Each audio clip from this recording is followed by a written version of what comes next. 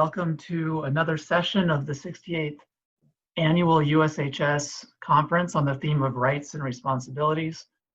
I want to remind everyone listening to this to check out our full program at history.utah.gov. And in particular, on the 25th of September, we'll feature a keynote address by Dr. Lisa Tetrault on myth, memory, and the vote. And then there'll also be a plenary session on Native American voting rights. My name is Jedediah Rogers, and I'm really happy to introduce today's session, which features 3 scholars discussing some aspect of Territorial Utah. Defiance and Territorial Utah is what we're calling it. And all 3 are published authors, including in the UHQ, which we appreciate, of course, and they're well respected in their fields of study. I'm going to introduce each in the order that they'll be speaking, and then turn it over to them for their presentations.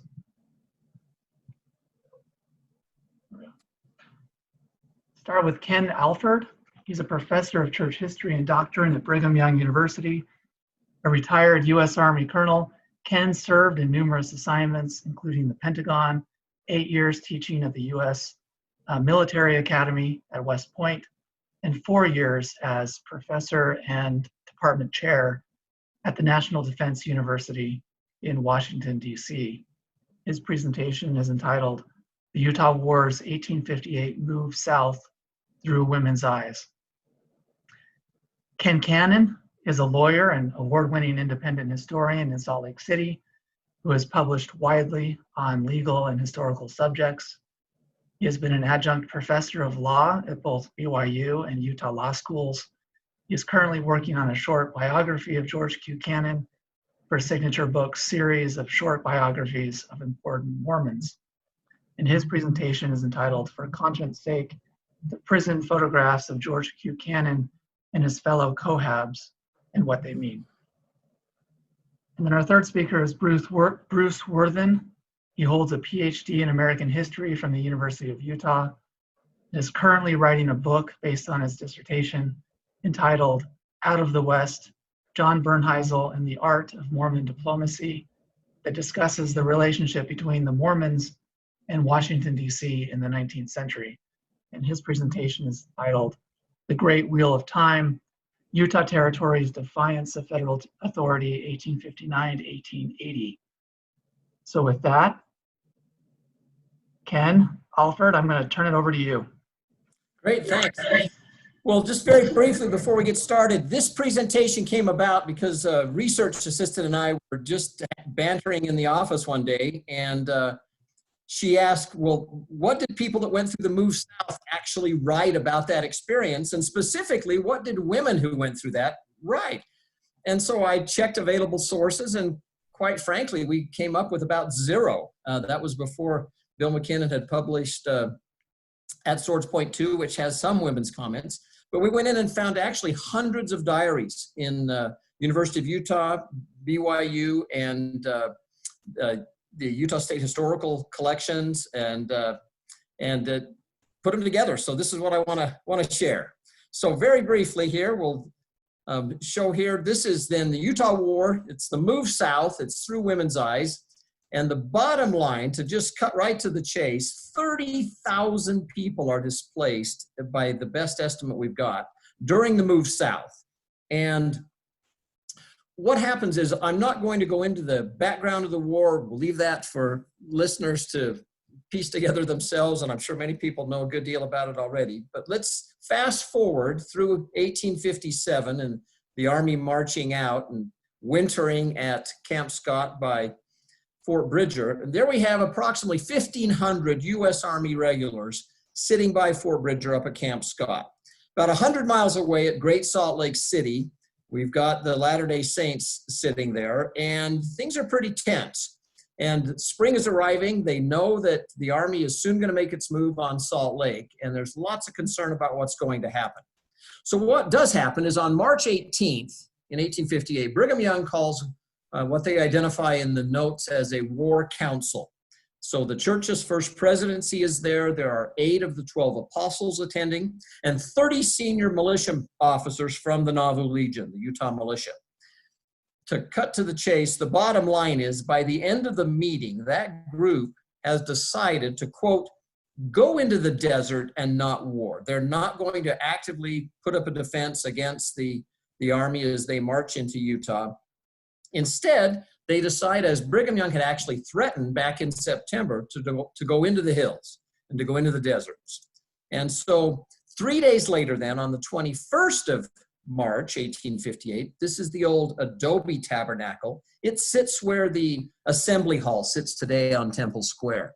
And in this old adobe tabernacle, Brigham Young holds a special meeting. And in that meeting, he announces that faithful members of the church are to pack up, pick up, and head south. And initially when it's announced, it sounds as if they're going to go somewhere to an undisclosed location in the desert.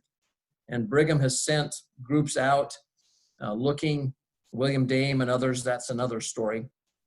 But as it comes down to it, it looks like basically if you live north of Point of the Mountain, then you are to move south. Provo becomes kind of the focal point, and this is one of the big things that really increases Provo's population is the move south, because eventually many of these people don't return. But between Provo and what's called Pond Town, which is Salem, down by Payson today, that's where the bulk of these 30,000 people move.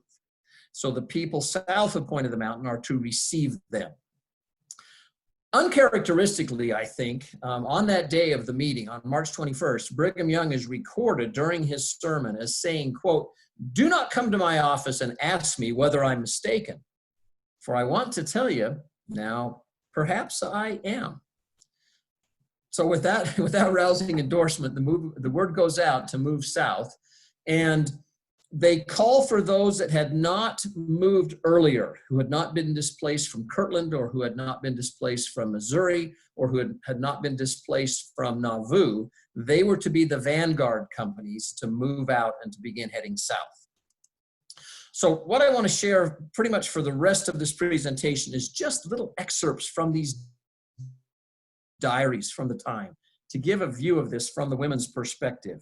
Here's one from Mary Ann Young, one of Brigham Young's plural wives. Quote, I'm very comfortably situated, but I would be sorry to think that one good brother's life was lost in defending my home.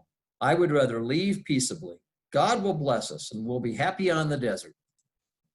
Mary Ann Weston Maughan, a British convert who had not been in the United States very long, wrote that in March, we loaded our wagons to leave Cache Valley for some place in the south. And that represents a lot of the diaries that we found. They had really no idea where they were going. They just knew it was south. And in her case, she said, we left 1,500 bushels of wheat in our houses, which we think the Indians stole. We left our crops on the ground, and those they couldn't steal.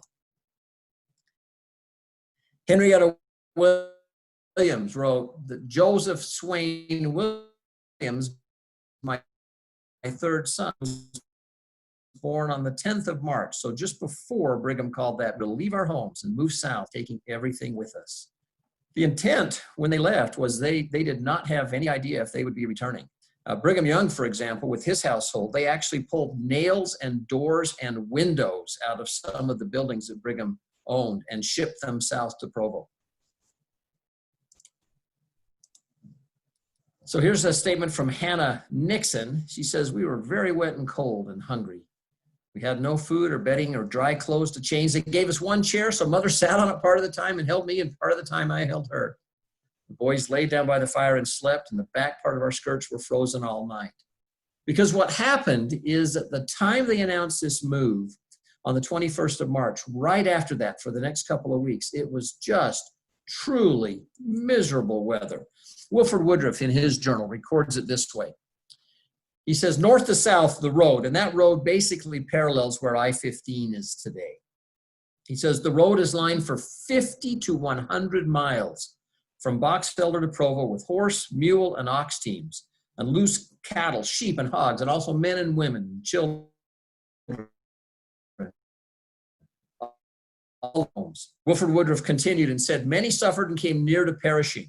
And there are accounts of horses just simply dying on the road. As Wilford Woodruff mentions here, people are unloading their goods into the snow and into the mud.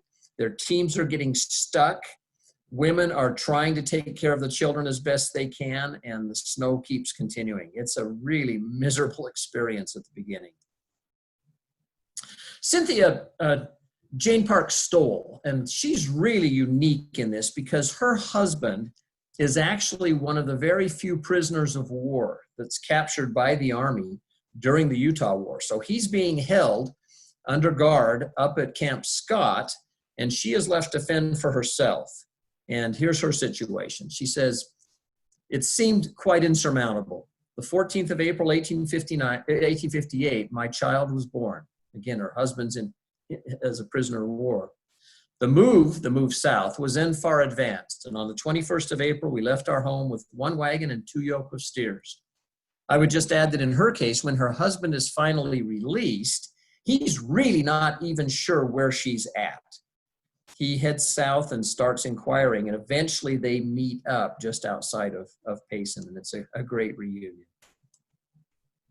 Margaret Clausen, whose father was a Nauvoo Legion lieutenant, said Brigham Young had sent messages to every home north of Lehigh to take their families and all they owned, go south without any expectation of ever returning.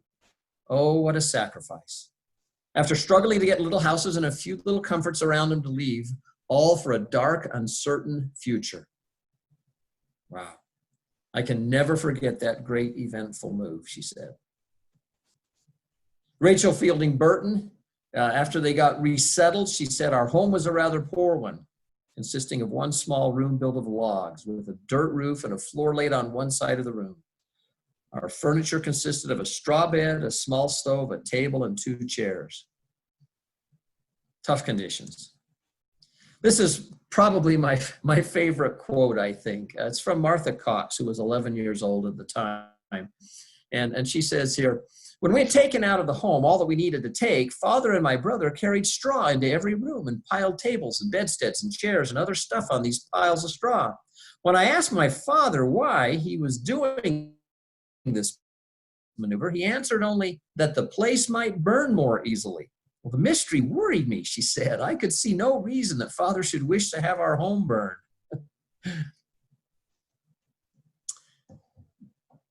As Robert Burton said, and by the way, he becomes later a member of the presiding bishopric of the church, as I recall. But he's a colonel in the Utah militia, and his comment that we have homes but no homes. Just a few miles north, they had as comfortable homes as they had been able to build, but they were not using them.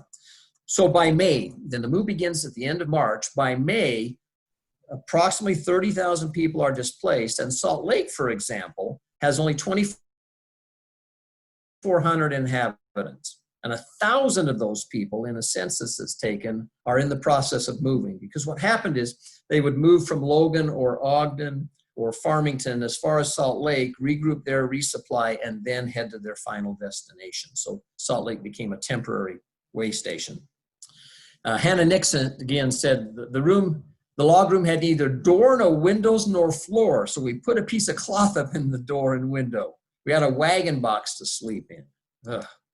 Anna McCrae, a little Danish convert, said, we moved to Spanish Fork, where we stayed for a short while. We had a free house and garden and a dugout belonging to a bachelor. We lived in one room and him in the other. That must have been fun. Here's Margaret Clausen again. Oh, what gloomy feelings. The heavens were weeping, and so was I. It seemed to me the sun would never rise again. And to add to our discomfort, those stupid teamsters had dumped all of our things outside of the shanty instead of on the inside. It didn't make much difference, for it rained in as well as out. But then she writes the very next day, well, the next morning the sun shone bright and things looked more cheerful, and I had plenty to do to occupy my time. Furniture to look at, there was furniture to look after and arrange, clothing to be hung out to dry, and last but not least, cooking to be looked after. And she notes that there were 13 members of her family in this condition. Goodness. Well, what happens is on June 26th, after discussions between Brigham Young and the incoming governor and the peace commissioners that the president had sent, as well as Thomas L. Kane, who acted on behalf of the church as an unofficial peace commissioner.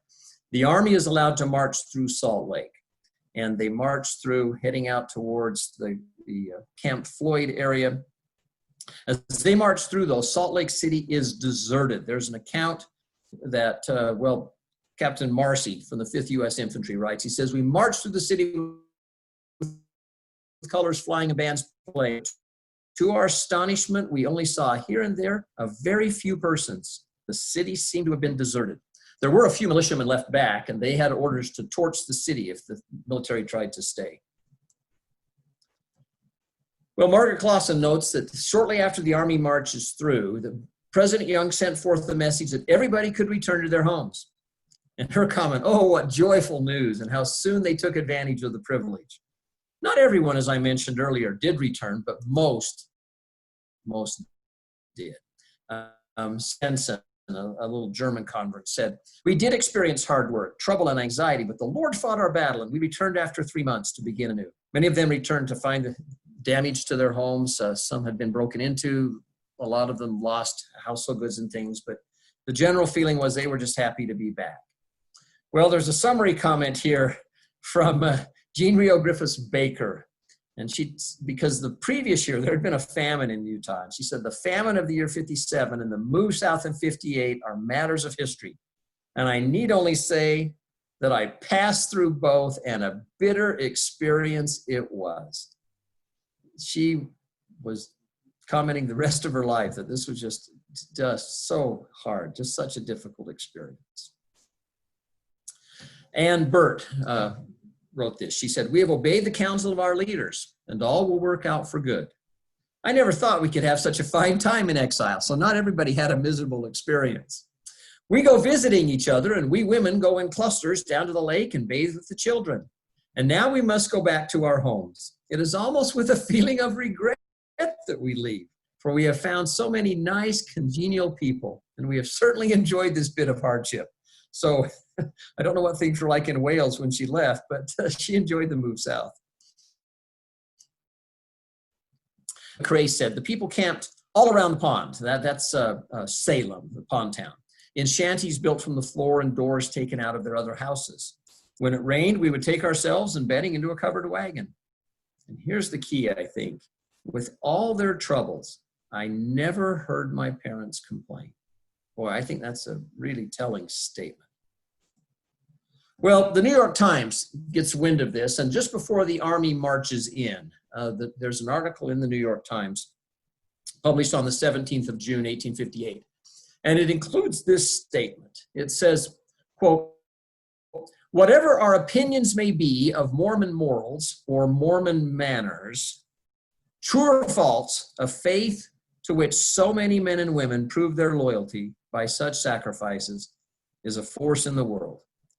And the press generally is hard on the Army, hard on the government, and it's pretty much a tactical victory for Brigham Young for moving the Army down south. And that is the Utah Wars, 1858 move south through the eyes of women that experienced it. So turn it back to you, Jed. Thanks. Thank you, Ken. I might have a question or two afterwards, but Cannon, why don't you go ahead? Great. Thank you. Oh, come on. There we go. All right. So in April 1882, George Buchanan, who had served as Utah's territorial delegate to Congress since 1872, winning elections in Utah by overwhelming majorities, was expelled from Congress because he was a polygamist. He had managed to stay in Congress for years by strength of character, personal diplomacy, and clever arguments. Once the Edmunds Act was passed in March 1882, which prohibited polygamists from holding public office, the die was cast and he was expelled after giving a heartfelt final speech in Congress. In January 1885, Cannon began living on the underground to avoid arrest by federal authorities. Soon, and my PowerPoint's not advancing. That doesn't work. Can we start over, Jed? I'm sorry. Click twice, Ken. Sometimes the first one has to take a couple of extra clicks. It's not working. And the Not enter working on my key is keyboard, not working on the. Try the up arrow too, and then do the down again. I noticed that mine got stuck. No, mine's stuck, and it's not going anywhere. Oh yeah. Well, sure, we can definitely start over. Sorry. break your share then. Yeah. Mine got stuck at one point, and I had to actually bang on the enter key. How do I get, because I want to go back and I want to get out of the thing. How do I get out of the Zoom thing? Is that a Ken? Alt tab. That's right. Okay, I don't know. And then you'll want to F5 your slides again to start them Yeah, over. understand. Yeah. Okay. So Jed, we wanted to give you some editing to do. Yeah, I'm really sorry, Jed. That's fine. We like editing in our parts. This is fairly normal for the course. I've done several conferences during this pandemic, and this is normal. I know it's not ideal to record. You guys are good. No, sports. but it's great. It's just I'm gonna have to do this. So okay, let's see. Now, good. Sorry, can we just start over? Can we just edit that little piece out? Yeah, we'll edit it out. Start over Okay. wherever you'd like. Great, thank you. I'm just gonna start over. I'm only one paragraph in, so it's Okay. In April 1882, George Q. Cannon, who had served as Utah's territorial delegate to Congress since 1872, winning elections in Utah by overwhelming majorities, was expelled from Congress because he was a polygamist. He had managed to stay in Congress for years by strength of character, personal diplomacy, and clever arguments. Once the Edmunds Act was passed in March 1882, which prohibited polygamists from holding public office, the die was cast and he was expelled after giving a heartfelt final speech in Congress. In January 1885, Cannon began living on the underground to avoid arrest by federal authorities. Soon U.S. Marshal E.A. Ireland offered a $500 reward for information leading to his arrest. Not surprisingly, federal authorities urgently wanted to find and arrest Cannon, likely the most powerful LDS leader of the time, to increase pressure on the church to abandon polygamy. In an infamous episode, Cannon was captured on a train bound for San Francisco as he sought to leave the country for Mexico. He was recognized even though he had shaved his beard and darkened his hair and eyebrows. Marshal Ireland and his chief deputy went to Humboldt, Nevada to take charge of Cannon. As they returned to Utah, Cannon jumped from the train near Promontory and was quite seriously injured in an attempt to escape. He was recaptured quickly and was then released on $45,000 bond on a misdemeanor charge that carried a maximum of 6 months in jail and a $500 fine. Prominent Mormon merchants posted bail. Cannon skipped bail and returned to the underground for another 2.5 years while his bondsmen forfeited their $45,000. As relations between the church and Washington improved, Cannon's surrender and guilty plea were negotiated by his attorney, Franklin S. Harris, and his son, Frank J. Cannon. He was convicted on September 17, 1888, of 2 counts of unlawful cohabitation with punishment imposed of 6 months in prison and a $400 fine, and entered the Territorial Penitentiary in Sugar House the same day. The imprisonment of Cannon and his fellow Mormon inmates came at a confusing time. The government was pursuing polygamists relentlessly. At the same time, the LDS Church was quietly encouraging monogamous members to take any action they needed to vote, including indicating that they didn't really believe in plural marriage. In historical context, polygamy was on the decline. At the same time, the jailed polygamists and their families were suffering and sacrificing for the principle. What I consider to be the first penitentiary photograph of George Q. Cannon was taken a few days later outside the prison walls. Franklin S. Harris and Cannon's friend and aide, Charles Wilkin, had come to visit. 2 prison guards, Ed Janney and F.D. Hudson, and a young boy also appear in the image. The young boy seems out of place. Though a total of 5 guards from the pen are in the photos I will show you, the person who is not in any of the photographs is Warden Arthur Pratt, a son of Mormon apostle Orson Pratt, who had been excommunicated by Brigham Young in the 1870s. I do not know why Worthen Pratt is not in any of the photographs, but an Arthur Pratt does appear. The young boy in the image is Arthur Pratt Jr., the son of the warden. So George Buchanan began his daily routine in the pen. Unlike most new prisoners, he was not required to shave his beard. Some of the inmates in the photos have facial hair, but it's because they were permitted to grow it back after losing it all when they were admitted. Warden Pratt told George Q that he would be given certain privileges, such as being able to have unlimited reading material, to receive as much food and as many gifts as he wanted, to have as many visitors as he wanted, to be able to write in the spacious hallway outside of his cell, and various other privileges. During his time in prison, former and current congressmen, national businessmen, family members, and many friends visited Cannon, often bringing gifts and food. George Q was, by all accounts, very generous with food and clothing he received from visitors. An inmate, Alonzo Kimball, recorded in his diary that Cannon provided him with the first oysters he had ever eaten and figs, which Kimball, who was suffering from consumption, enjoyed immensely. On November 13th and 15th, 1888, Charles R. Savage and his assistant, William Ottinger, brought their camera equipment and took at least 15 photographs of prisoners. These, together with other images I have located so far from this November 1888 photo shoot and from another in January 1889, feature 120 prisoners. Some of them were in multiple photos, representing about 2/3 of the Mormon Cohab polygamous population in the pen at the time. With the extraordinary resources available today, I have identified more than 90% of the Mormon inmates who appear in the photographs that I've located. I've also located at least 9 or 10 prison photographs that I do not believe are in any archive. Lists associated with the photos have a large number of mistakes, though the list can also be extraordinarily helpful. It has been a time-consuming and challenging task to identify those in the photographs, but necessary to understand the photos.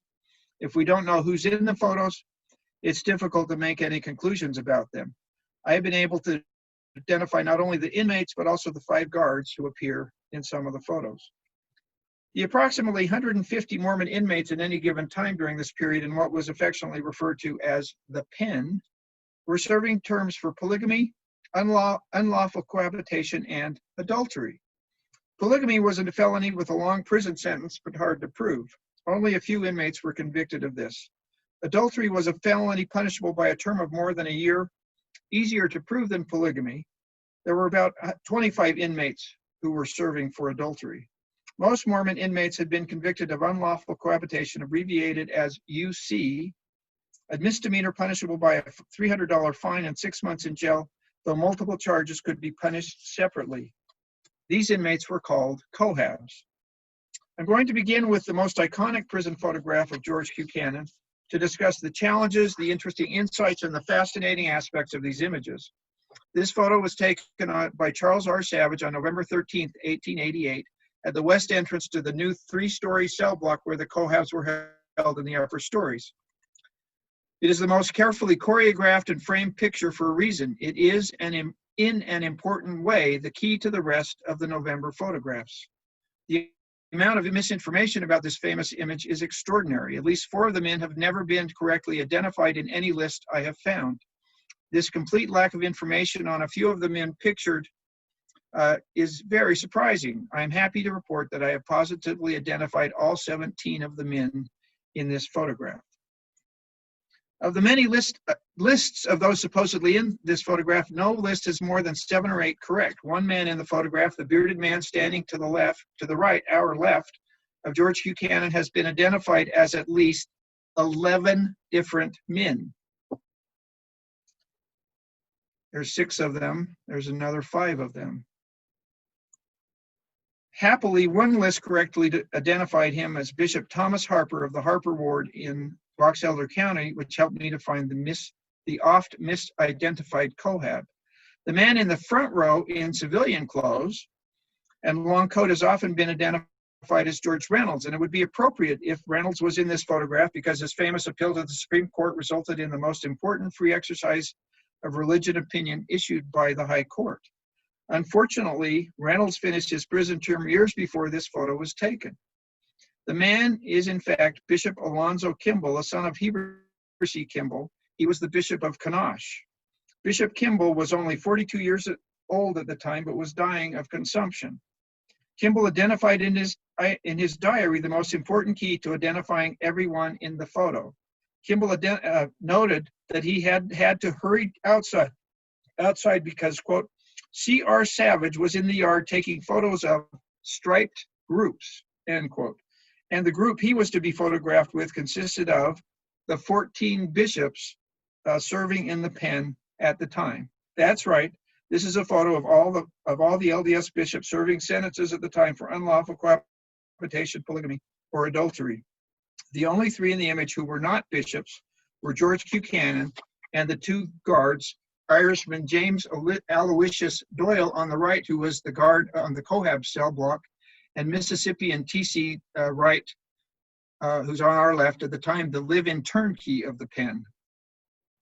This critical information made it much easier to identify all the men in the photograph. I call this the 14 bishops photograph. The bishops in the picture came from 9 different counties, 4 from Utah County, 2 each from Salt Lake and Weber counties, and 1 from each of Cache, Box Elder, Sevier, Milford, Sanpete, and Washington County. This suggests that federal authorities were active throughout Utah, hunting down polygamists to arrest and punish them under the Edmunds and Edmunds-Tucker Act. A few of the bishops are well known historically. For example, Winslow Farr, the 6'4" man on the back row with mutton-chopped sideburns, was bishop of the Ogden 3rd Ward, while Elijah Sheets, the short white-haired man next to him, was bishop of Salt Lake's 8th Ward for 48 years. If you notice carefully, many follow George Buchanan's lead by wearing a formal white shirt and tie under their prison stripes. And if you notice, before I put on my PowerPoint, I've got on a seersucker suit, which is the closest I have to stripes, and a bow tie. The 2 most elegant bishops were Thomas Robinson Cutler, bishop of the Lehigh Ward and prominent businessman, and Pleasance Green Taylor, bishop of the Harrisville Ward in Weber County, who inspired Mohan Rayunk to paint the lovely photograph in the lower right-hand corner. Not photograph, portrait. Perhaps the most distinctive looking bishop is Lorenzo Argyle, bishop of Utah Valley's Lakeshore Ward, who reminds me of Dick Tracy. Bishop Argyle's second wife, Annie Brown Argyle, had served for 2 months in the pen earlier in 1888 for refusing to testify against her husband, Bishop Argyle. 8 of the bishops have rarely, if ever, been identified correctly, and at least 4 have never been correctly identified by any source I have found, even though all of them were well known in 1880s Utah. By far the hardest to identify, partly because no one ever has, and partly because he is universally identified by his first 3 initials rather than names, which are very difficult to research, is J.P.R. Johnson, John Peter Rasmus Johnson, longtime bishop of the Provo First Ward. I finally found him after rereading George Buchanan's prison diary and noting that he identified J.P.R. Johnson as a bishop from Provo. It was soon after that that I was able to identify Bishop Johnson after months of vain attempts to do so. Perhaps the most amusing misidentification in this photo is by a prominent Mormon blogger who asserts that the guard on the left in the photo was Frank J. Cannon. Although there is some physical resemblance, Frank was spending much of his time during this period in Washington, D.C., lobbying Congress for Utah statehood and trying to negotiate a plea bargain or even a pardon from President Grover Cleveland for his father. For those who know about Frank Cannon, you know that Frank spent time behind bars, but never as a guard. Not surprisingly, 8 of the bishops in this photo also appear in 1 or 2 other extant images, usually with men from the same general geographical area where they lived. For example, Bishop Harper appeared with inmates from Box Elder County. Richfield Bishop Paul Polson was photographed with Cohabs from Sevier County. Harrisville Bishop Pleasant Screen Taylor and Ogden Bishop Winslow Farr appeared in a photo with other Weber County inmates. Lakeshore Bishop Argyle, the youngest of the bishops at 36, appeared with other Utah County Cohabs. St. George 2nd Ward Bishop Walter Granger was photographed with 5 Washington County inmates and an errant inmate from Panguitch. Mill Creek Ward Bishop James Campbell Hamilton was in a photo mostly with Salt Lake Valley Cohabs and another errant prisoner from Panguitch. Finally, in a most unusual image that we will return to, Bishop John Jardine and 11 other prisoners from Cache Valley sat with President Cannon. I suspect that the remaining 6 bishops appeared in other photographs which have not yet surfaced or are lost. I believe that another 15 or 20 prison photographs were taken in November 1888 and January 1889 that I have not found and that may be lost permanently. The groupings were not always centered around a bishop. For example, perhaps the most poignant photo is one that displays only George Buchanan and 3 other men, George C. Wood, Joseph Thurber, and Harvey Murdoch, each of whom was convicted of polygamy and ended up serving 3 years or more in prison. These 3 who entered prison between 1886 and early 1887 and served until long after George Buchanan and other Cohabs were released in 1888 and 1889, sacrificed more than other Mormon inmates. Those convicted of polygamy were often required to share cells with real criminals such as murderers, rapists, and armed robbers. Other photographs, though not anchored by a bishop, pictured men from the same geographical parts of Utah. There are photographs of polygamists from American Fork and Moroni, Sevier County, in which no bishops appear. Let's go back for a moment, though, to the photo of the Cache Valley Cohabs with George Buchanan and Bishop John Jardine. In it, Cannon looks years younger because, as Alonzo Kimball noted in his diary, Cannon had darkened his hair, his beard, and even his eyebrows for the photograph. The image is puzzling, so puzzling that the LDS Church History Library has suggested that the photo might be from 1879, when Cannon was imprisoned briefly for contempt of court related to his actions as one of Brigham Young's executors. The problem is that all of the inmates in the photograph were in prison in November 1888, not early 1879. What is not clear is why George Buchanan darkened his hair to look years younger. My own view is that it amused him and others and perhaps reminded him of his ill-fated attempt to move to Mexico through San Francisco and his would-be escape from Marshall Island near Promontory, when he had also darkened his hair, though in the earlier case, Cannon had also shaved his beard. It is curious that most of the November 1888 photographs and at least one January 1889 photograph feature 1 or 2 guards. It would be very interesting to know if the jailers forced the issue by insisting that they be photographed with the inmates, sometimes exhibiting the keys that kept the Mormon inmates locked up. One of the guards, James A. Doyle, appears in 11 of the photos more than anyone else other than George Buchanan. A second guard, who I believe is T.C. Wright, the Penn's turnkey who lived in the prison, is in 4 pictures. A third guard, Edward T. Allison Sr., took a job as a guard at the prison shortly after losing his re-election campaign as Summit County Sheriff in 1888, after serving in that capacity for many years. Allison was an active Mormon who ran on the People's Party ticket, though he was not a polygamist. I knew from George Buchanan's diary and other sources that Charles Savage's studio spent 2 days taking photos in November 1888. There are 2 distinct groups of photos taken at 2 different spots inside the prison grounds, clearly each in front of a different cell block. Like most people who've looked at the photographs, I assume the 2 sets were from the 2 days in November. The problem is that the second set of photos features Francis M. Lyman, and as it turns out, inmates who were not in the pen in November.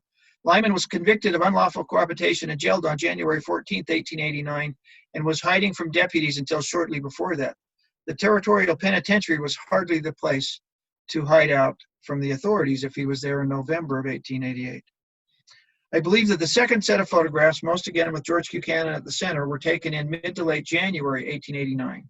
I suspect and assume that the photos were again taken by Charles Savage or someone from his Art Bazaar studio, though I have not found any contemporaneous confirmation of that. Much of January and February 1889 were bitter cold, so one can only imagine how uncomfortable the inmates, to say nothing of the photographer standing in the cold, taking photographic images, must have felt. Elder Lyman does not appear in prison stripes in any of the photos. Lyman was a large man, and one inmate, Jacob Furman, who stood next to Lyman in this photo, told the story that the prison staff had not yet made a prison uniform large enough for Lyman, and therefore he was in street clothes. My view is that Elder Lyman liked wearing a suit in the photos, taking George Buchanan's formal shirt and bow tie a step further. 3 of the images feature Elder Lyman, but not Cannon, and Lyman's tie is different in the photos in which Cannon is not pictured suggesting that, as in November, the photographer visited the pen on 2 separate days in January 1889. Shortly after Francis Lyman was admitted to the pen, Charles Wilkins, the church leader's aide-de-camp, visited to make sure Elder Lyman had whatever he needed. Interestingly, though Wilkin was a polygamist, I do not believe any law enforcement officials ever seriously threatened to arrest him. He was a large, imposing Prussian man who had won the Iron Cross in Prussian wars in the 1840s and who worked closely with law enforcement. He was often able to warn church leaders that the depths were on their way and helped them find new hiding places. Like the November photographs, most of the groupings in the January pictures were based on geography. In this photograph, most of the prisoners were from southern Utah, but they also were admitted to the pen at the same time in December. In this image, all of the inmates pictured were correctly identified and all came from Cache Valley. On the other hand, I've identified only a few of the prisoners in this photo. Here, Cannon and Lyman are pictured with prisoners from Sanpete County. Eli Day, second from the left, provided the sketch of the Cohabs cell block, helping us visualize the prison buildings. In this photo, even George Q. Cannon wore a heavy overcoat against the cold. Once again, the names of the inmates are all correct. The next 3 images show Francis Lyman, but not George Q. Cannon. I believe this is because Cannon probably did not feel well enough to face the bitter cold for a second day of photographs. Reminiscent of the November pictures, this photo consists mostly of bishops, this time ones from Woodruff, Logan, and Moab, and also has guard Jim Doyle standing holding keys. Incidentally, one of the bishops, Randolph Hockaday Stewart, standing next to Doyle, was at the time bishop of the Moab ward, having been transferred there from the Randolph ward, where he had also been bishop and for whom I believe the town of Randolph was named. All of the men in this image are also in other photos. George C. Wood was the longest serving Mormon inmate, having entered the pen in 1886, and is in several of the November photos as well as this January image. Again, Lyman appears in the center chair and Cannon is not present. Finally, Bishop Lorenzo Argyle, who was in 2 of the November photographs, appears here with inmates from Utah County in January. What is striking about the photographs? Clearly, the tradition that most inmates were forced to have facial hair when they went into the pen is accurate. George C. Wood had a luxuriant beard outside of prison. In all the prison photographs in which he appears, he was clean shaven. Likewise, most of the inmates had facial hair outside of prison. One of the reasons that I am confident there are more images of inmates from this period is 4 vanity photographs taken of individuals, which come from both the November and the January photo shoots. Charles Savage, ever the entrepreneur, no doubt took these images with the intent to sell more photos. One important subset of Mormons incarcerated during this period who were not portrayed in any of the prison photos is women who were sent to the pen for contempt for refusing to testify against their husbands. Lydia Spencer, Belle Harris, and Nellie White were the first imprisoned from 1882 to 1884. They weren't there that long, but during that period. The warden tried to make life relatively easy for these women. During the period George Q. Cannon was imprisoned, Esther Parkinson Hendrickson was jailed in the pen for several weeks in January 1889, and Emily Crane Day was ordered to the prison, but I don't think actually served, for refusing to testify against her husband, Eli Day. Hendrickson testified that she was her husband, John Anthony Hendrickson, first wife, which was true, though he married 2 women the same day, January 1st, 1885. Esther's lawyers argued correctly that the Edmunds-Tucker Act had not terminated spousal privilege for legal wives, only polygamous wives. Utah judges ignored her testimony, and Esther was imprisoned and forced to live as a cellmate of, quote, bad women, end quote, who fought all night. She was only released when she agreed to testify against her husband, who was not even in the territory. He was in Norway on a mission at the time. Esther should have been included in Charles Savage's photographs. These women courageously refused to testify against their husbands for a principle they believed in. And that is the story of the photographs of 1888 and 1889 from the prison. The Great Wheel of Time, Utah Territory's Defiance of Federal Authority, 1859 to 1880. The saga of the Utah War is a well-known narrative to students of Utah history. It all began in the spring of 1857 when President James Buchanan sent some 2,500 soldiers to Utah Territory to provide the muscle for Washington's attempt to coerce the Mormons into cooperating with federal rule. The mission did not go as planned. The U.S. soldiers were completely unprepared for the armed response of the Latter-day Saints. The Mormon campaign against federal forces included capturing and burning army supply trains, stampeding their cattle, burning forage, and harassing the troops in night raids. The determined Mormon resistance, combined with an early winter storm, stalled the advance of the U.S. Army at Fort Bridger, some 125 miles from Salt Lake City. As the standoff between the Latter-day Saints and the Army continued with no end in sight, many members of Congress grew impatient. They pressured the president to send a peace commission to Utah Territory to end the stalemate. After tense negotiations, the Mormons relented, and on June 26, 1858, the Army for Utah marched triumphantly into Salt Lake City. They did not stay for long, however. The terms of the peace agreement required the soldiers to build their post in Cedar Valley, some 40 miles away from the seat of Mormon power. This raises the question that historians have long debated: who won the Utah War? At the end of the day, President Buchanan could claim victory because he had accomplished his goal of establishing an army post in Utah Territory. He could also say that he forced the Mormons to accept federal rule, or at least to say that they did. Brigham Young could claim victory as well, however.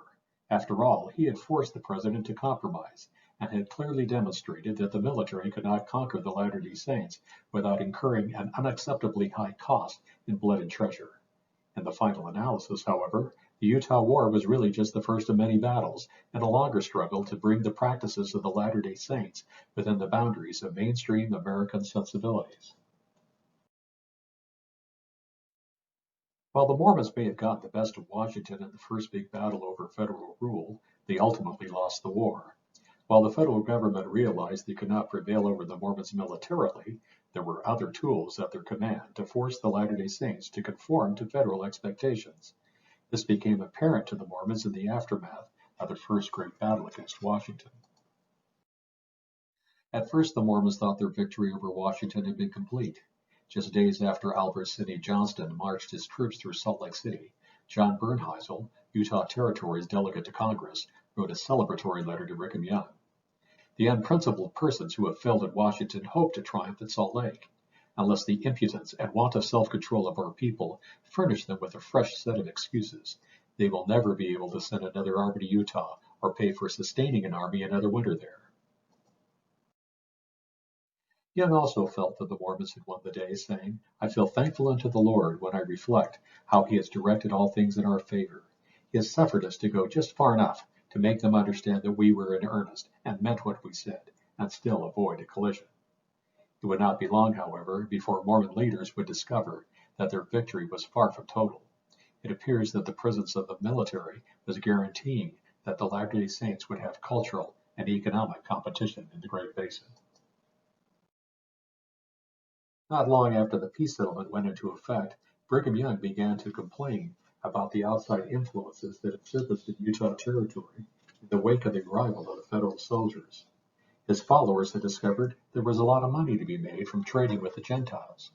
The Mormons were soon competing against each other to get the business of Camp Floyd, its soldiers, and camp followers. Bishop William Miller of Provo complained that the Mormons in his jurisdiction were selling to the army at the rate of $15 or $16 for hay, which is only about the cost of hauling it from Provo or Springfield to Camp Floyd.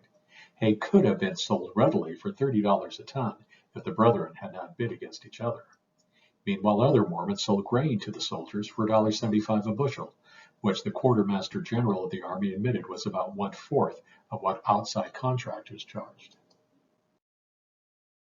Brigham Young also complained of the corrupting influence of what he called the army and the train of hell which follows after. He noted, quote, "the enactment in the streets of a few of those scenes of profanity, drunkenness, etc., hitherto unknown, and which are properly ever offensive to even the lowest grade of moral decorum." End of quote. It wasn't long before this distant population was eroding Young's political hegemony as well. On November 6, 1858, a newspaper called the Valley Tan made its appearance in Utah Territory as a rival to the Deseret News.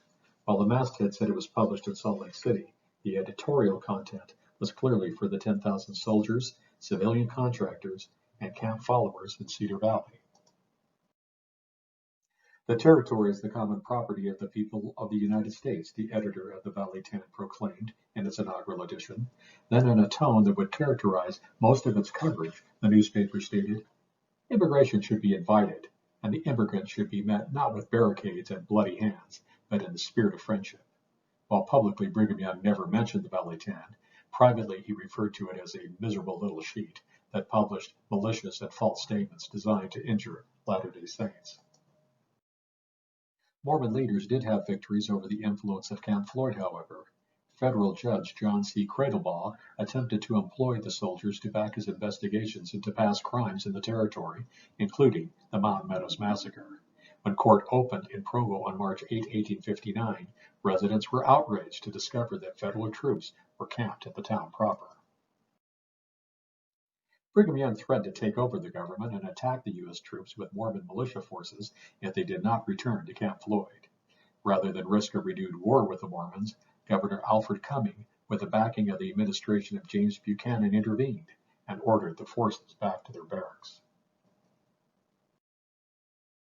Several similar incidents occurred over the next 2 decades. Rather than provoke a military conflict with the Latter-day Saints, Washington refrained from using the army to force the Mormons to comply with federal rule. Nonetheless, the soldiers facilitated the growth of outside business interest and the population of non-Mormons, which eroded the power of Brigham Young. Many of these conflicts occurred in the 1860s due to the establishment of Camp Douglas.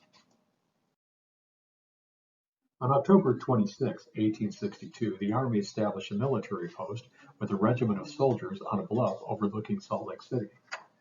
Unlike Camp Floyd, which was some 40 miles from Mormon settlements, Camp Douglas was within the city limits. The commanding officer, Colonel Patrick Connor, wanted to rein in the independent ways of Mormon leaders. He wrote to his superiors saying, "It will be impossible for me to describe what I saw and heard in Salt Lake. I found them a community of traitors, murderers, fanatics, and whores. I intend to quietly entrench my position and then say to the saints of Utah, enough of your treason." Connor stationed a company of soldiers across the street from the temple, within close proximity to Brigham Young's home. It was not long before the Mormon leader voiced his extreme displeasure at having the troops in the city proper. When Connor ignored the Mormon leader's suggestions that the troops be removed, Young sent a stronger message. The Mormons are assuming a very hostile attitude. They have about 1,000 men under arms and are still assembling, and threaten to drive my provost guard from the city. My command is much scattered, having only 300 men at this camp. If conflict takes place, which I will endeavor to avoid, can hold my position until reinforced from neighboring territories. Connor's superiors made clear that they could not spare any troops to fight the Mormons. The Major General commanding the department approves of your determination to avoid a conflict with the Mormons. Do so by all means. Remove the guards and troops sooner than their presence should cause a war. When Connor balked at removing the troops, his superiors reminded him of the necessity of keeping peace with the Mormons. The question is, are we at this time, and as we are now situated, in a condition to undertake to carry out a war against the Mormons? Connor decided that encouraging more Gentiles to settle in Utah Territory would be more effective in diluting the influence of Mormon leaders than using military force. He began to spread rumors that the Great Basin had rich mineral deposits and encouraged speculators to immigrate. Connor also started a newspaper called the Union Vedette that encouraged his men to engage in mining ventures during their spare time. Some of the men actually discovered some veins and mineral deposits, although they were quite modest in size. Connor then greatly exaggerated the finds in articles in the Union Vedette that were sent to other newspapers. While his efforts drew few people to the area, it turned out Connor was ahead of his time. Mining would change Utah Territory in a way the military never could. In the 1870s and 1880s, there was renewed interest in using the military to force the Mormons to give up their theocratic form of government, embrace market capitalism, and especially to cease their practice of polygamy. In the House of Representatives, Shelby Cullom of Illinois proposed sweeping legislation aimed at ending the practice of polygamy. His bill authorized the president to send up to 40,000 federal troops to Utah Territory to enforce anti-polygamy laws. Many people called for the defeat of the bill. Doubtless, the influences of time, of immigration, and of the Pacific Railroad will destroy polygamy in due season. But meanwhile, to put it to the sword will not eradicate it, but will check the growth of the Great Pacific Railroad and introduce an era of violent discord and unhappiness where things are working along towards a good result if you will only let them alone. Those who wish to rely on the encroachment of social and economic competition into the Great Basin to reform the Mormons soon had their patience rewarded. The completion of the Transcontinental Railroad brought a tidal wave of commercial goods to the doors of the Latter-day Saints. Gentiles began to show up in large numbers and soon represented some 20% of the population. Their influence challenged that of Brigham Young. At first, Young responded to this cultural invasion with an ill-advised attempt to employ wage and price controls to defeat national market forces. George Reynolds wrote to a relative, "There is a good deal of excitement in the city about the labor and wages question. To stay the influx of outside artisans and farmers has been proposed to reduce the price of produce and the rate of wages." Young felt that if he artificially lowered wages, the outsiders would stay away from the Great Basin because they could make more money elsewhere. Likewise, the Mormon leader felt that if he lowered the prices the Mormons charged for goods, that the large trading houses would not be able to compete. Needless to say, his plan met with stiff opposition from the rank-and-file Latter-day Saints, and he ultimately dropped the plan. Young then tried to drive these outside influences from the Great Basin through boycotts. His actions had unexpected consequences, however. Well-funded trading houses run by Frederick H. Arbach and J. Robinson Walker managed to stay in business and picked up much of the business of those who had fled the territory, making them stronger. Young soon became resigned to the fact that his followers were determined to obtain quality commercial goods at popular prices. In response, the Mormon leader attempted to nationalize merchandising in the Great Basin. Since smaller Mormon-owned businesses could not compete with the well-funded Gentile trading houses, Young proposed that all Latter-day Saint retailers and wholesalers turn over their inventory of commercial goods to a merchandising monopoly named Zion's Cooperative Mercantile Institution in exchange for stock. Young then made clear that the Latter-day Saints were only to shop at authorized retail establishments. Those who violated the orders were subject to being disfellowshipped from the church and being ostracized socially and economically. Meanwhile, every Latter-day Saint community organized a cooperative retail institution that purchased goods exclusively from ZCMI.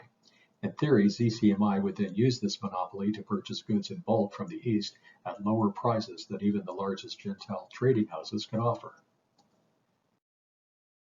Young was confident that this monopoly, combined with a vigorously enforced boycott, would rid Utah Territory of the unwanted Gentile merchants. He almost succeeded. ZCMI came very close to bankrupting Arbach and the Walker brothers. The growth of the mining industry saved them, however. The mining boom brought an ever-growing population of non-Mormons to the Great Basin who kept the Gentile stores in business. Soon other large trading houses joined them. Together, they were able to undercut the prices that ZCMI offered. The bargains were so tempting that soon only the most ardent Latter-day Saints shopped at the church-owned cooperatives when Gentile stores had a better deal. By 1885, church leaders abandoned their attempt to sustain the monopoly, and ZCMI became just another store. At one time, Mormon leaders had thought that the Great Wheel of Time would wear down the resolve of the nation to turn the Latter-day Saints into typical Americans. In the end, the Great Wheel of Time wore down the Mormons. Mormon leaders had managed to win the battle against the military, but market forces proved to be too strong a force to withstand. By the 1890s, the Latter-day Saints had abandoned communal economics and were participating fully in the national economy. Joining the national political system became a necessity for successfully competing in a nationwide system of commerce. This led to a gradual fall of theocracy. Even polygamy, that last great symbol of Mormon resistance to federal rule, was abandoned. The result was that the Latter-day Saints began to resemble typical Americans, much more than they resembled their early antebellum ancestors. While the Mormon leaders had won many battles along the way, the federal government had finally won the Utah War. Terrific. Thank you. Hey, thank you. Bruce is not with us. He's pre-recorded his session. So I have a couple of questions, and I'm sure maybe the two of you have some questions for each other.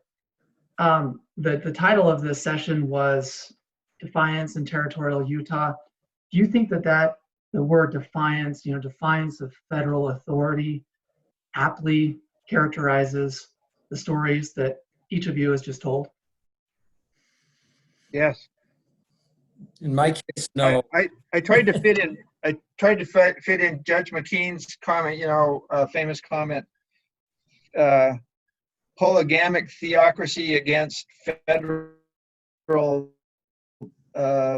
authority. Or maybe it's flipped from that. I mean, it's that was at the center of all this controversy. Defiance was, it may have been based on a religious belief, but they were certainly defying the federal government. Right. In the case of the move south, I think from the diaries that I read, and it's hard to get a sample size for 30,000 people, but most of them were doing it out of loyalty and love for church leaders because they'd been asked to do it. And their direct motivation was not defiance. Yeah. It was, there was relief when they got to go home, but they'd been asked to do it. And these are the same people, many of them that had moved many times in many states. And they were many of them saw this as just one more move. This is just the next one in the string. We just were able to stay in our previous home a little longer than we did in Missouri or in Nauvoo. But yeah, there was some defiance. There were some journals, mostly of the husbands of the women. But some of the husbands, they were ready to take to the hills and fight and burn the army out. And there was defiance there. But from the women, that was not a motivation. Is that the main difference then, would you say, between the men's accounts and the women's accounts? I'm just curious, first of all, how many of those quotes that you provided were actually reminiscences and memories? How many were actually? A good number were, well, I would guess, I'm trying to think exactly. I would say about a third of them were reminiscences, but a lot of them were diaries kept at the time. They were period. The ones from the children are almost all reminiscences. And there's just a lot of funny stories that I didn't include. If I can take just a second and share one or two. A girl lost her cat. As I recall, she was 10, and she lost her cat about Point of the Mountain. And it showed up. It just showed up at their home in Payson. 40 miles away, and they hadn't seen the cat for months. And just one day, it just showed up at the front door crying for milk. They never figured that out. She just attributed it to the cat's great love. Another one was, there's a young boy that wrote. He was 10 at the time. And he said, we didn't have a door. He said, we took our door off our house up north and took it down, but then it didn't fit the lean-to we were given. So he said, we just decided to have no door. And what happened was the neighbors' chickens would get out and come run. They'd come in and do a lap around their common room and then head out the door. And he said, after doing that for a couple of days, we blocked the door and had chicken that night. So do you notice a difference then between those that are reminiscence accounts and memories and then those that are more closer to the experience? How would you distinguish between those two accounts? Can you make it some sort of or identify a difference? I think it almost boils down to people, you get a feel, I'm sure Ken would agree. When you read somebody's diary, you get a feel for their kind of native disposition. Yeah. And there were just two real distinct groups. There's the let's make lemonade out of these lemons group. And then there's we got lemons, let's just sit down and we're never going to recover and let's be really sad about it. and their diaries really reflect those points of view. Because from the same place on almost the same day, you get accounts. One account will say, everybody around us is apostatizing and leaving the church and ready to leave the territory. And then another group will write on the same day, yeah, it rained and it was horrible and some people are leaving, but boy, the people that are here are so faithful and good and we're having a great time. So, it's kind of like with the current pandemic. It depends who you talk to, what kind of experience they're having. Right, certainly. Ken Cannon, you mentioned that Savage's intent was to sell more photos. That's why he's taking these images. But it strikes me that the prisoners themselves were also curating their image in a particular way. What were their intentions? What did they hope to see? I think they just wanted to have exactly what happened, Jed, which is to have a photographic record of they thought this was an important thing for them to be doing, and they loved having the photos and families, I mean, family, I can't tell you how many people think they have ancestors in the famous photograph. And, and most of them are wrong. But everybody says, "Oh yeah, mine's the bearded guy next to George Q. Cannon." Yeah, there's probably 20 or 30 people identified as the guy next to George Q. Cannon. My third grade grandpa was in jail there, but at the wrong time, so he didn't. I don't think the groups of people. I even think that Savage was trying to record an important historical event of the prison experience of them. The only thing I thought where he's kind of being more entrepreneurial is in the photo. I had never seen any of these photographs of the individuals or pairs without George Q. Cannon or Francis Lyman in them. And I think that's what I think. And the people that I know about, what I know about the people whose individual pictures I found, they tended to be a little bit more prosperous. And my guess, he was selling them photographs of them. The big groups, no, I don't think that was his motivation. I think it was to record important historical events. He took a few other pictures earlier. There's some Rutger Clausen pictures. There's a photograph of the prison band that's a little bit later than these photographs. And not all of them are by well, all of them may be by Savage. I don't think that anybody knows for sure that they're all from Savage. In the 1888 thing, it was a well-known thing. The newspaper said Savage is taking some excellent photographs of the prisoners at the pen. That appeared in the newspaper a couple of times. So I think he was trying. It's kind of like being at the meeting of the Golden Spike celebration, where he took sort of the second most famous. Yeah. Of that. Now, I mean, Francis Lyman was dressed in his street clothes. The prisoners had the option of wearing street clothes. Was there? Apparently, they did. At least for photographs, they did. I mean, lots of people in street clothes. Yeah. No political message and wearing the pinstripes to sort of project out into the world, or just for interest. I think that's really interesting because I think George Buchanan is the most interesting on that one because I think others took his lead. On the one hand, he insisted on being in prison stripes. On the other hand, he's dressed formally underneath. I mean, he's trying to say, I'm in prison. It's not just I'm a prominent guy. I have governors and congressmen visiting me in the prison, but the federal government has put stripes on me, and I have to wear those on the outside, having a formal tie and one of those awful pressed cardboard formal things underneath. I think he was trying to show who he really was. I think I was surprised to notice it. I had never noticed in the famous photograph he's holding flowers, which I still do not have any understanding of. But in all of them he's wearing, and in all 3 or 4 days where he shows up, he's wearing a formal wear under his prison uniform. But he's insisting, which apparently Francis Lyman didn't wear stripes, but he did, and he was insisting on that for some reason. Just a thought, but I know in the 19th century, flowers were each associated with a distinct emotion. That's true. Into the 21st century is roses with love, but many flowers had an emotion. I wonder if you could identify the flower type with the botanist, if we might be able to see what the emotion he was trying to. Yeah, that's secret same message. with funerary. my very favorite, one of my very favorite headstones in the Salt Lake Cemetery, big column thing. It has like 15 different varieties of flowers on it. Unfortunately, it tipped over and they took it all away. But same thing, that the flowers had funerary symbols as well. And that's I'm not sure the photograph is high quality enough to get a big enlargement. It's the best one. the problem was that most of his big, large format glass negatives were destroyed in 2 fires. One in 1884, the Art Bazaar on Main Street burned down, and in 1909, all of them after that were burned in a fire. So most of the images there isn't even a good image of his railroad, of the old photograph, and I think it's all because they're taken from prints rather than from negatives. Could I ask a quick question, Ken? Yeah.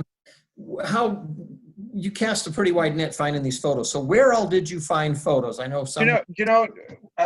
I've never liked FamilySearch.org very well because there's lots of mistakes on it that I know about. Most of them I found on FamilySearch. Oh, interesting. In the memory sections. If I found somebody, I'd look at that person under the memory section and I'd find a new photograph. A couple of them I just found from individuals, but most of them, honestly, now they had bad information on most of them. And a lot of times their ancestor wasn't actually in the picture that they're showing on memories. But that's where I found most of them. Oh, okay. Thanks.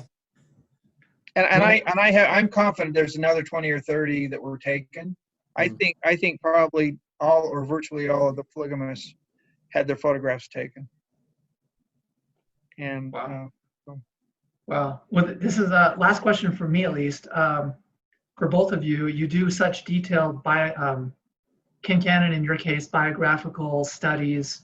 Ken Alford in digging up these primary sources that provide these, really interesting quotes from folks. How do you think that this detailed detailed history informs the broader narratives or changes the narrative that we've told about the individual story, or the larger meta narratives that overlay the stories that you've been telling? Does your work revise what we know, say, about imprisonment under the anti-polygamy laws, Ken Cannon or Ken Alford, about the move south and the Utah War more generally? With respect to the prison stuff, it's really interesting. This really was, you don't think of the kind of the things you don't want to think about. I mean, the living conditions in the cells, the bathroom facilities in the cells. And if you look closely at these photographs, people who've been there for a long time, their stripes are dirty and tattered. And I mean, it was not a happy. George Buchanan probably had somebody come in to shave him twice a week. Most people didn't get a bath. And so part of the interesting thing is there was genuine privation. What was really interesting for me, Jed, was that as I was looking at these pictures and reading, I was also reading Leo Lyman's new book about statehood, and how in the 1880s, the church sort of really kind of began, whether they really knew they were doing it or not, kind of began preparing the Mormon population that polygamy was going. And literally they were having monogamous take oaths that they didn't believe in polygamy so that they could vote, so they could try to maintain some kind of political strength. And to juxtapose these guys, many of whom are prominent church members, doing this for something that they actually believe in, against, that polygamy is really declining. It is a really interesting intersection that I don't have a sense that I fully understand yet. And I think what it highlights is that lots of people, certain people, maybe mostly, I think Leo Lyman would say mostly elites, were still kind of pursuing polygamy actively, whereas kind of the general population of the church had it with dealing with all the backlash against polygamy. It's so putting it into the context, I just always thought, well, this is cool. George Buchanan was a courageous guy who did this, even though he'd avoided arrest he avoided arrest twice because he skipped bail once. But I think it's a lot more complicated than that. And these are guys who, my wife's great grandmother was a young plural wife who was spurned by her sister wives when their husband died. And, her grandmother grew up being very ashamed of the fact that her father was a polygamist, because the church had abandoned it, and everybody, the entire country had kind of shamed a lot of Mormons into not being very proud of the fact that their ancestors were polygamists. So I just think it's a complicated time where you have kind of differing, not motivations, but differing kind of feelings people are feeling, and a lot of it is confused. So, Thank you. Yeah, interesting. As far as the Utah War goes, the Utah War is kind of the forgotten war anyway. People have vaguely heard about Johnston's army, but really most folks don't have any idea where it fits historically and what it was really about, except it was some guy connected with Johnston, who most of them called Johnson. And in the Utah War, the move south is just really the forgotten episode. I would just guess, and this is not an informed decision, but just a best guess, but I'm guessing that even people that are familiar with the Utah War are not familiar with the move south. It's just not a story that has passed down from the generations. It used to be, it was mentioned in the press, fairly frequently. They would refer to, well, at least we're not moving south, those kind of things. But that's just kind of gone, I think. And so what I was trying to do, as I said at the first, I was trying to answer the question for myself, because I hadn't really seen anything from that perspective. And so hopefully it's just, as these stories do, the thing I love about historical research is it fleshes out, the story, and it makes it real. I mean, these are real people going through really miserable experiences because they've been asked to do so. And gosh, they just did it, and all of them didn't like it. I mean, not everybody liked it, but that they still did it. And then just to see their experiences, I just think that's the benefit of history, is it just gives you a better appreciation for your current circumstances. As I was reviewing these things again for this presentation, it just reminded me, we're in a funny situation right now, but wow, if you've got to have a major plague or pandemic, I'd rather have it with full supermarkets and Netflix, Yeah, okay. And so it's just it's just relative. I just think it's important to study the past to put a perspective on the current. And Ken, this is sort of going the opposite direction. So, a lot of people talk about how awful it was to go to move south. So George Buchanan, while he's in Fillmore, publishing and editing the Deseret News, it's called to be mission president over the European mission. And he takes his first wife, Elizabeth, and goes to Salt Lake to head out to England. And he dumps his second and third wives and leaves them in Fillmore to kind of fend for themselves. So getting back to Salt Lake wasn't always that rosy either. Yeah, and just another quick aside, associated with the move south, I mean, as Ken just mentioned, they move the press, they bury the temple foundation, they hide the elements of the organ, that's meant for the meant for the tabernacle. They're taking tremendous steps, and financially, I mean, they're printing currency just to finance the move south, a Deseret script. Yep. And it just has this tremendous, it ends up being frightfully expensive. Plus they lose basically a good portion of that year's crops, because when they should have been seed in the ground, they're all heading south. And so it has an economic toll. And that's something that I've thought about, but it's just too tough to try to, I've tried to wrestle that one down. It's too tough, but there's a big economic cost to the territory for doing that. Now, some areas like Provo make out like bandits, because Provo, that's when they put the first road up the canyon, up towards Heber, because they got all these people there. They need to put them to work. So they kind of do almost a WPA type project and put them to work building canyon roads. So some areas benefit, but some areas it's really, really tough on them. And the church, they had just started a relief society, and this comes on, and so they disband church meetings, and sometimes bishops tried to move their wards as units, and that fell apart, and just lots of tough things connected to it. Wow.